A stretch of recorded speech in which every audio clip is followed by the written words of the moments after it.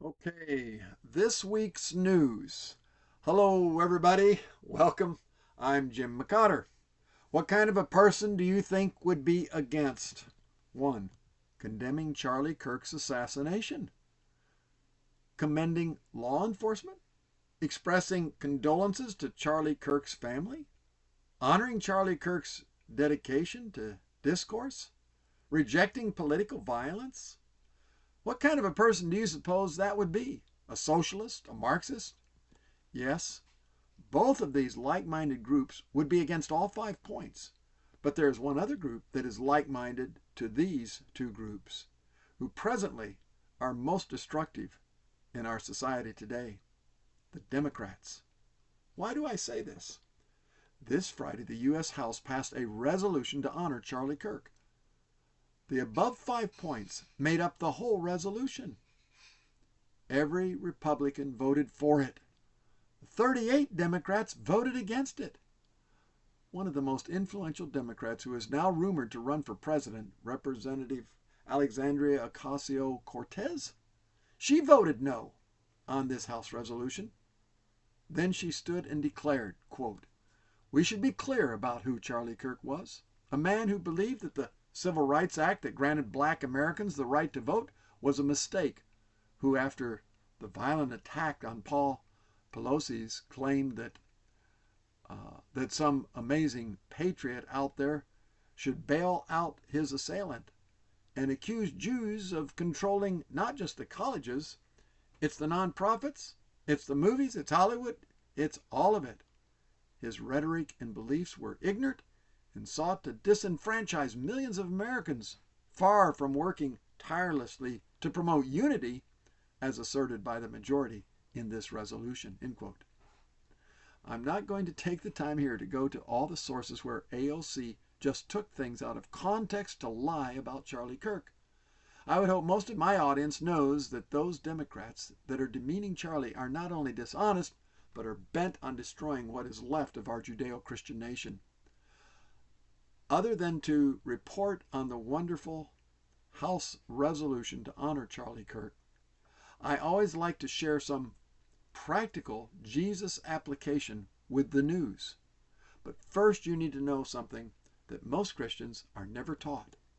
Most Christians don't know or think about how the Bible, as well as secular history, identifies the Pharisees under Pilate as the local civil leaders in Judea.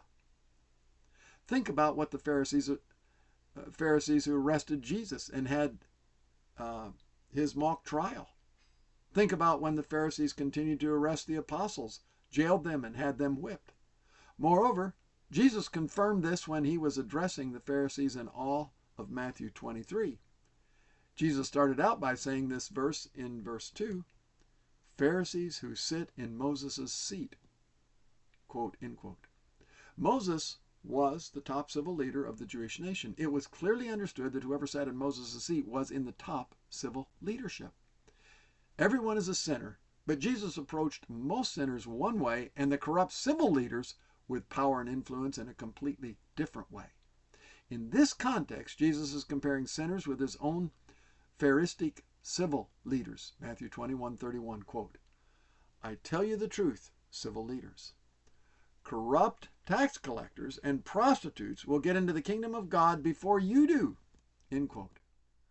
I have never heard anyone on our side, much less preachers, be as scathing to our political leaders as Jesus was to his Pharisaic civil leaders. The Pharisees were not nearly as wicked as Democrats are today, who legislate murdering babies in mothers' wombs, sodomy, sodomite marriages, transsexual mutilations, and much more. Some Republicans are not as good as they should be, but they don't hold a candle to most Democrats. Many Christians wear that little rubber bracelet WWJ. What would Jesus do? Well, here you go. All you who want to do what Jesus did, he continually and publicly addressed his Pharisaic civil leaders who sat in the seat of Moses. Here is just a portion of the whole chapter of how Jesus addressed his unrighteous civil leaders in Matthew 23. Quote, "Woe to you, teachers of the law and Pharisees, you hypocrites! You shut the door of the kingdom of heaven in people's faces. You yourselves do not enter, nor will you let those enter who are trying to. Woe to you, teachers of the law and Pharisees, you hypocrites! You travel over land and sea to win a single convert, and when you have succeeded, you make them twice as much a child of hell as you are. Woe to you, teachers of the law and Pharisees, you hypocrites! You have neglected the more important matters of the law, justice, mercy, and faithfulness. You blind guides, you strain out a gnat but swallow a camel.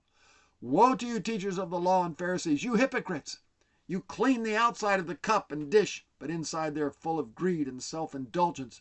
Blind Pharisees! First clean the inside of the cup and dish, and then the outside also will be clean. Woe to you, teachers of the law and Pharisees, you hypocrites! You're like whitewashed tombs, which look beautiful on the outside, but on the inside are full of the bones of the dead and everything unclean. In the same way, on the outside you appear to people as righteous, but on the inside you are full of hypocrisy and wickedness. You are snakes, you brood of vipers. How will you escape being condemned to hell? End quote. Jesus died for our sin, but the Jews crucified Jesus because of his civil issues. They said he was blaspheming, professing to be their God and King. Even over his cross it was written, quote, "the King of the Jews," end quote. Then there's John the Baptist. After John was martyred by his civil leader, King Herod, for continuing and publicly condemning Herod for violating God's law, Jesus said he was, quote, "the greatest man ever born of woman," end quote. All the apostles were martyred for the same reason, not just because they shared how to get to heaven, but because they were, quote, "all guilty of treason against Caesar, for they profess allegiance to another king named Jesus," Acts 17:7, end quote. Now, today, Charlie Kirk, Christian political conservative, was martyred last week. Charlie was continually and publicly exposing the unrighteousness of what the Democrats are legislating and spewing out to our nation today. But no preacher needs to be too worried about being martyred, as long as he stays hidden in his little church building preaching to his choir. May God help us. May God raise up a new generation that will go out and take the land.